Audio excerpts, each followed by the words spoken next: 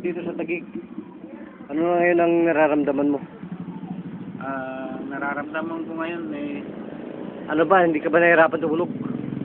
hindi na ako nahihirapan pag dati-dati pag natutulog ako nakahiga ako tihaya para akong nalulunod. Oo. Hindi na, kagabi. Yung para kang inaasawang.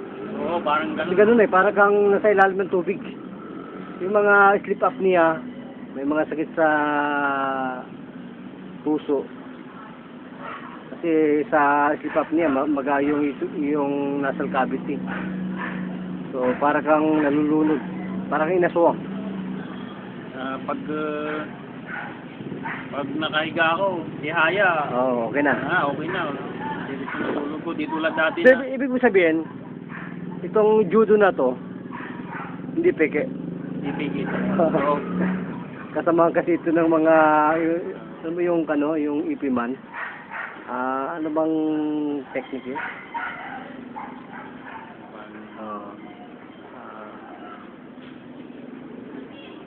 Kay ipiman na pinakita. Related dito dun eh. Yung standing nila, ganun din kami. Sarap ng tulog ko kasi pag nakatihaya ako. Pag nakapikit ako niya, gumaganyan ako, bumabalik pa ako. Nawawalan ka ng oxygen. Oo, nawawalan ako ng oxygen. Isa lang naman ang dapat mong gawin, pasabugin mo lahat. Mga atoms ng nitrogen, hydrogen. Pasabugin mo lahat. Tapos pagkagising mo ng umaga, wala kang stress. Di tulad dati na pagkagising mo, wala kang...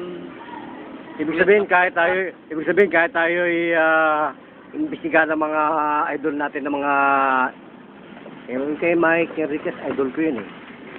Yung kay C3 Reload, idol ko rin yan. Si Tulfo Brother, si Edo. May XX man pa dyan, XX eh. Yung kay Julius Babaw ba yun? Oo, yung mga mga sikat na media breaker.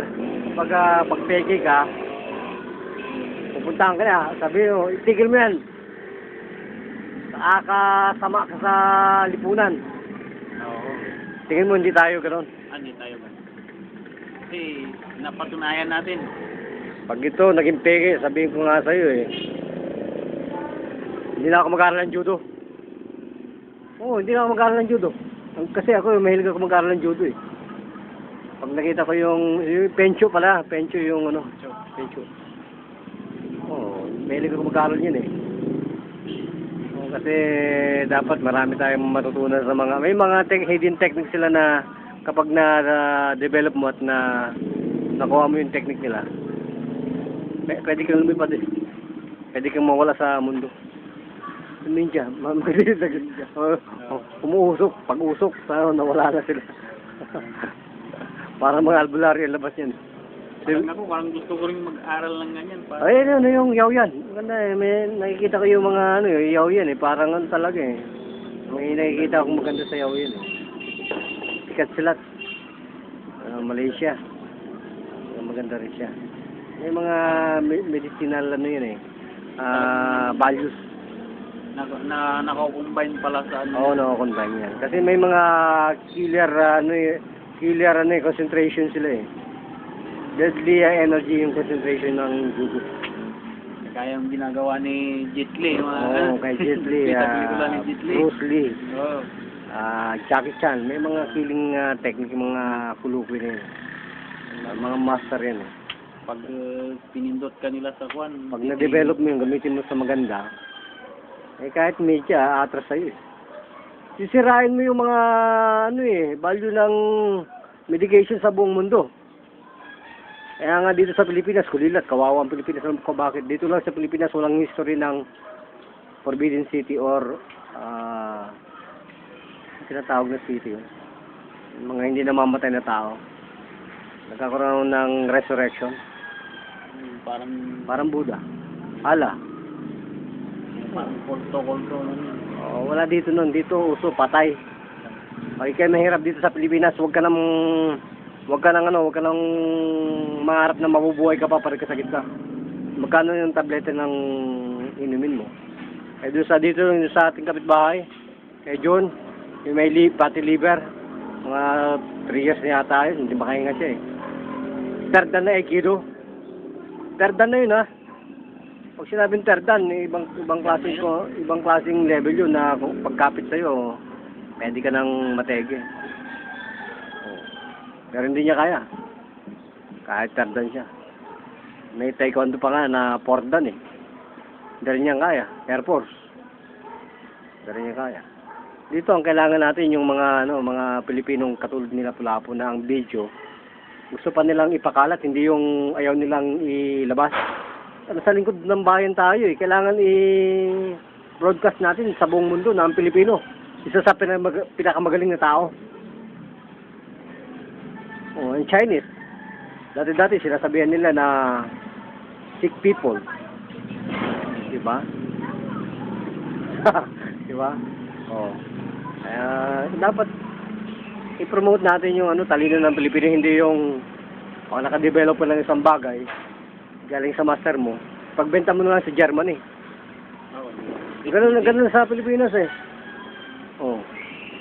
Sisirain mo yung industry. Ito, alam ko naman na maraming association to eh. Youth Guangdo.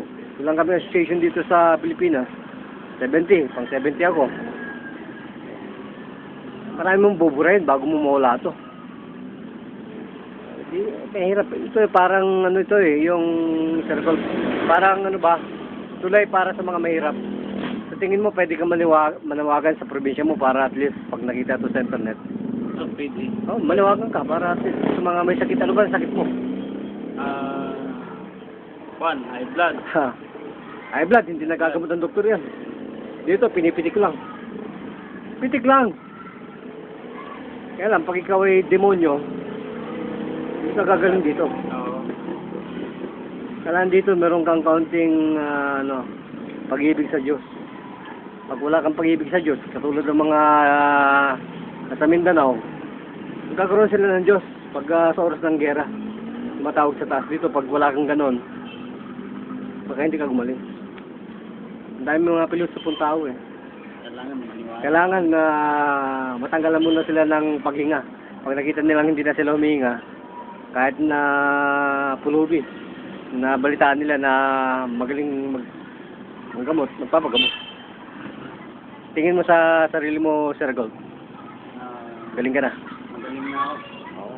Sana tularan ka ng mga iba na kahit naghihirap-hirap. Ang gusto natin yung ipadala sa buong mundo, iparating natin yung ating pagtulong sa kapwa. Hindi yung natatakot ka sa ospital. Diba? Ano yun? Mamamatay ka na nga, matakot ka pa sa ospital. Sa doktor mo, na malaman na kayo gumaling. Okay lang sana kung hindi ka military, diba? Oo, kaya yung aking tinatarget, mga member ng Diablo Squad, talagang pag tama ka. Hindi yung puta na pinagbigyan ka na ng Diyos na mabuhay. Kung magpasalamat, nahiya ka pa sa ibang tao. Dapat mahiya ka sa Diyos. Hindi na sa akin eh. Pinagaling ka ng Diyos, hindi ako nagpagaling sa'yo. Ano malay ko dyan? Ay, Diyos ang nagbigay sa'yo ng pangalawang buhay. Hindi ako yun. Diba, brother? Anak ng kagaw, oh. Kaya tayo mga Pilipino, kaya hindi umasinso. Masyadong bobo. Ito lang yan. Umanap ka ng katulad ko, brother, sa buong Pilipinas, sa buong mundo. Kung makikita na yung Youth Guangdo. Hindi kami nagpapakilala. Ako lang nagpakilala. Alam mo kung bakit? Hiniling ko lang ito sa master ko para kapalit ang buhay ng tatay ko. Kapalit ang buhay ko. Para makatulong sa sambayan. Tapos babastusin mo. Baka tumawag ka ulit sa akin, hindi na kita pagbigyan. Hindi kita pagbibigyan. Bakit? Udas ka sa lipunan eh. Doon ka sa sa mga mayaman. Hindi naman kita kaano-ano, di ba? Sa'yo. Kahit ako nagbubuhay sa barya, doon ka lang taong mga ganyan. Ang dami ko lang nagamot na ganyan. Mga walang espiritu. Kung may espiritu man, para lang sa kanilang buhay. Paano yung ibang gustong makapakinig at maniwala? Sayang yung binigay sa'yo ng Panginoon na talino dahil hindi kayo mayaman. Yun lang yun eh. Eh kung tayo lang, katulad natin na mahirap, minsan may discrimination dito sa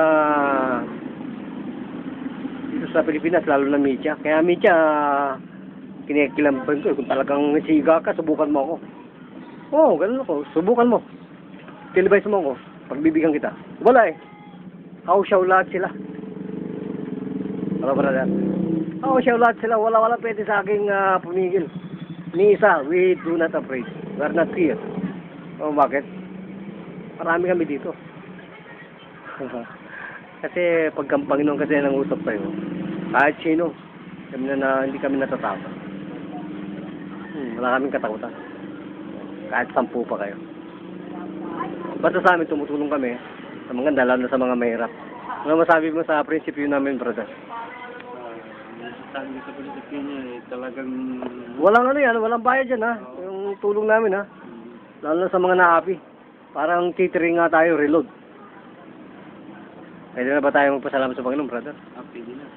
Lord, maraming pong salamat at kami na pagtanggumpayan namin talaga yung aming testimony ito. Yung brother Paren, ito yung una kong naging escort dito sa ating kondo. Hallelujah. Thank you Lord. Thank you Jesus Christ. Arigato.